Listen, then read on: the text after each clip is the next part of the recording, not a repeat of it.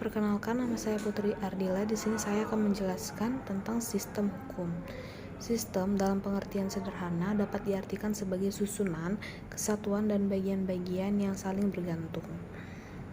Menurut R. Subekti, sistem adalah suatu susunan atau catatan yang teratur, suatu keseluruhan yang terdiri dari bagian-bagian yang berkaitan satu sama lain, yang teratur dan tersusun, suatu rencana atau pola hasil dari suatu pemikiran untuk mencapai suatu tujuan. Dalam suatu sistem yang baik, tidak boleh terjadi suatu duplikasi atau tumpang tindih atau overlapping di antara bagian-bagian itu.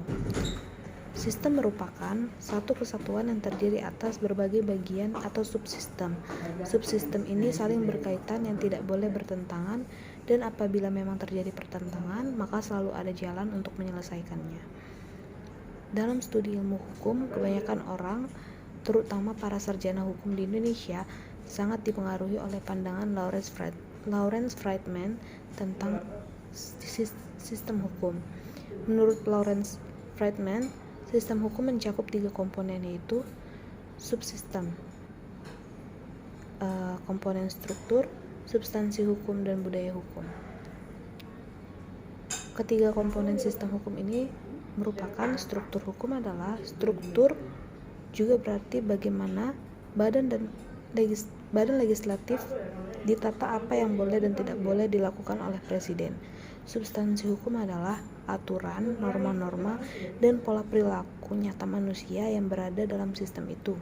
Dan yang ketiga ada budaya hukum, suasana pemikiran sosial dan kekuatan sosial yang menentukan bagaimana hukum digunakan.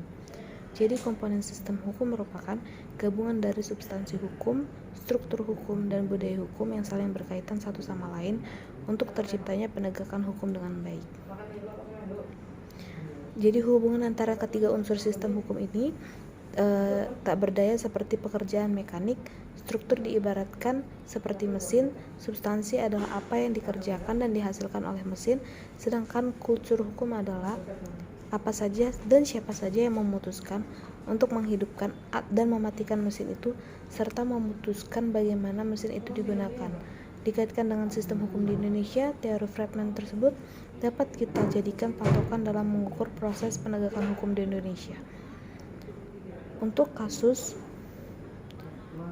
dalam peristiwa polisi tangkap pria penjual chip Hicks Domino dari Story Cafe di Jalan Kasat Siantar.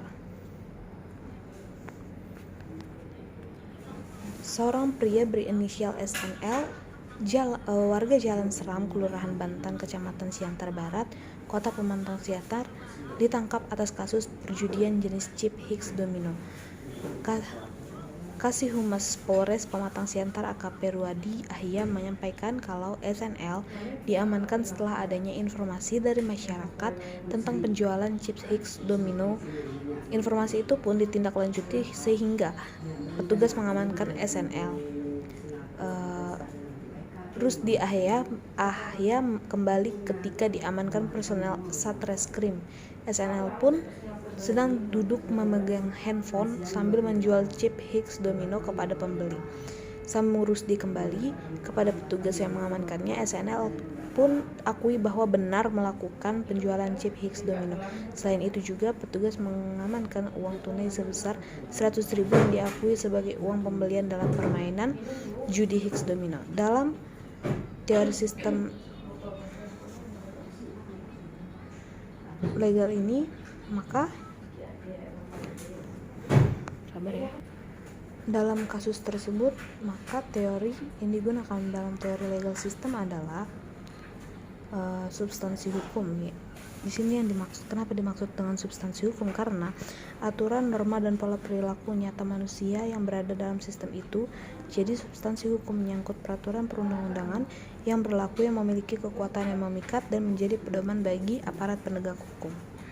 Jadi aparat penegak hukum dapat menangkap SNL karena kasus chips Hicks Domino atau perjudian. Sekian dari saya, kurang lebihnya mohon maaf. Terima kasih.